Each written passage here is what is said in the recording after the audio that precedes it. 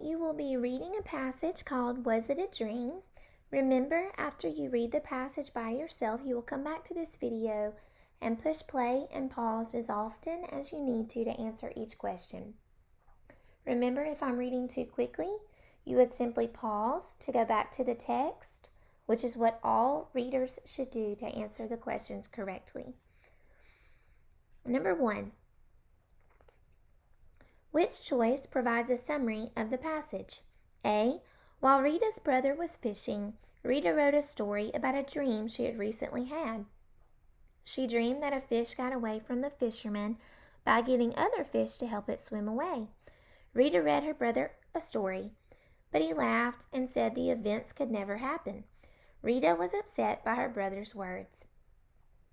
B. Rita was tired of her brother fishing, so she picked flowers to pass the time.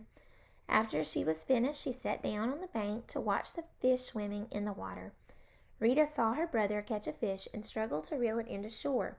He eventually fell down and lost the fish that was on the line. C. While Rita's brother was fishing, Rita fell asleep by the water. She had a dream that she saw a group of fish around her brother's fishing line. She watched one fish try to take the bait, and then all the fish worked together to help it escape from being caught. She woke up when her brother lost a fish that was really on his line. D. Rita was not interested in her brother fishing, so she decided to take a walk around the pond. On her walk, she observed a group of fish swimming together and looking for food. She watched the fish find worms and other types of food to eat. Rita then went back to her brother and asked him politely to stop catching the fish in the pond. Number 2. What is the meaning of the word pleaded in paragraph 3? A. Answered, solved. B. Begged, asked. C. Rested, relaxed. D. Studied, checked. Make sure to go back to paragraph 3 to find your answer. Part A, number 3. How does the little fish respond to its mother's warnings? A. The little fish listens to its mother's warnings and tells the other fish not to eat the worm. B. The little fish does not remember its mother's warnings, so it tries to eat the worm. C. The little fish thinks about its mother's warnings, so it asks another fish to eat the worm.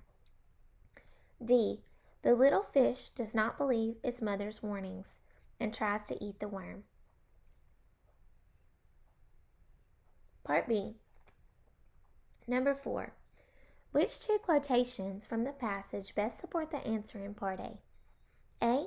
I am sure there can be nothing to harm me. B. The other fishes who were gathered around listening did not say anything, but Rita saw that some of the smaller ones looked at the worm just as longingly as the little one who had spoken. C. For a few minutes there was silence in the water. Then, all at once, at a moment when it thought its mother was looking the other way, the little fish made a dart forward and tried to swallow the bait. D. Come and help, she called in a trembling voice. E. All the other fishes surrounded the line, and some caught hold of the little fish's tail and held on. F. Just as Rita was getting very excited, indeed she gave a great start and jump up from the bank. Part A, number 5. What does the word tempting mean as it is used in paragraph 10? A. Something appealing that gets one's attention. B. Something that appears suddenly in one's sight. C. Something upsetting that causes one sadness. D. Something that causes one to run away quickly. Remember to pause this video as often as you need to go back to the text. Part B, number 6. Which quotation from the passage best supports the answer to Part A? A. A small group of fishes. B. I have never seen them anymore. C. But mother, cried the smaller fish. D. Look what a beauty it is. Number 7. Read the sentence from paragraph 21. It must be a monster. What does the author mean by this sentence? A. Frank thought the fish was really scary. B. Frank thought the fish swam very fast. C. Frank thought the fish was extremely large. D. Frank thought the fish looked rather strange. Number 8. Which quotation from the passage best illustrates what is shown in the image? And we see an image here. Make sure to look at all parts. A. I don't think about it, answered her brother. I want to catch the fish, and to do that I must sit still. B. She saw they were gathered round Frank's line, on the end of which hung a tempting piece of bait. C. All the other fishes surrounded the line, and some caught hold of the little fish's tail and held on. D. She had only stood by him a minute when, splash, out flew the line from the water, and over went Frank on his back. Number 9. How did the other fish in the pond try to rescue the little fish? A. The other fish helped pull the hook out of the mouth of the little fish. B. The other fish jumped on the bank and caused the fisherman to fall down. C. The other fish pulled on the little fish to keep it in the water. D. The other fish worked together to bite the fishing line and break it. You will now be reading a poem called John's Pumpkin. After you read the poem, come back and push play on this video. Remember to pause the video as often as you need to. Part A. Number 10. What is the theme of the poem? A.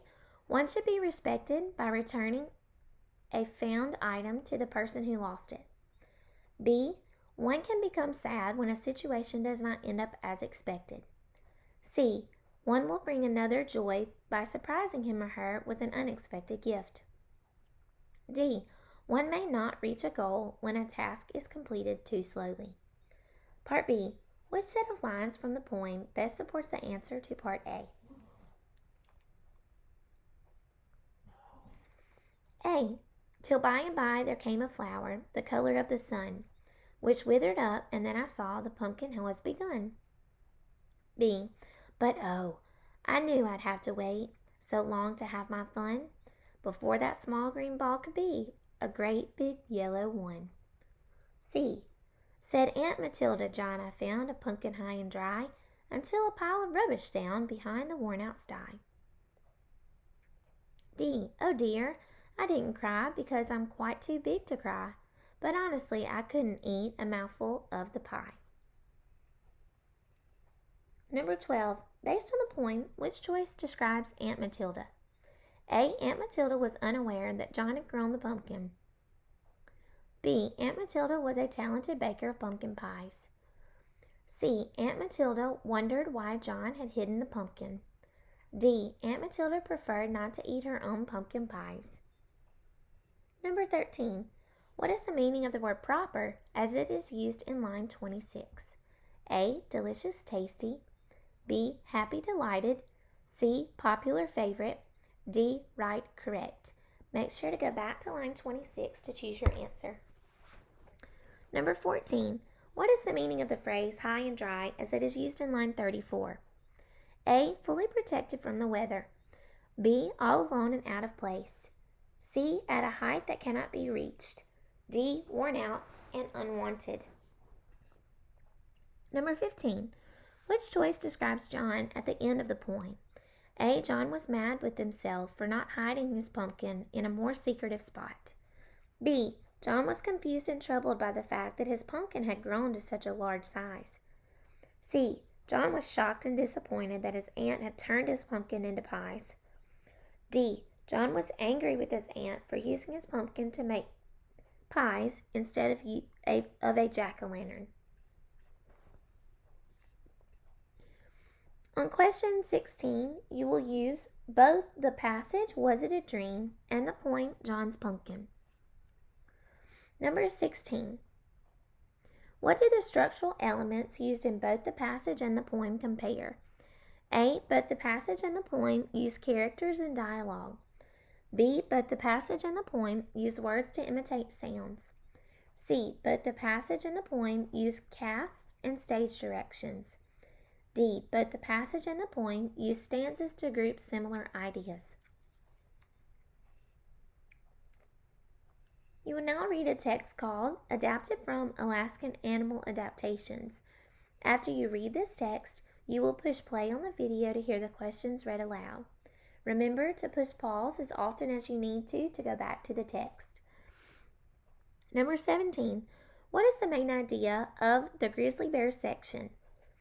A. Grizzly bears find their food by using their strong muscles and claws to dig. B. Grizzly bears hibernate during the winter and live off of fat stored in their bodies. C. Grizzly bears are able to survive because of their special bodies and behaviors. D. Grizzly bears have specific body parts that help them stay warm in the cold. Number 18. How did the images help the reader better understand the passage? A. The images help the reader learn about the habitats of animals in Alaska. B. The images help the reader see the types of animals that live in Alaska. C. The images help the reader learn about the ways animals catch food in Alaska. D. The images help the reader see the types of weather and animals experience in Alaska. Make sure you go back to look at the images and answer this question.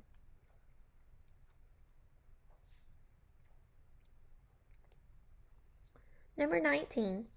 Which quotation from the passage supports the inference that the color of an animal can protect it from danger?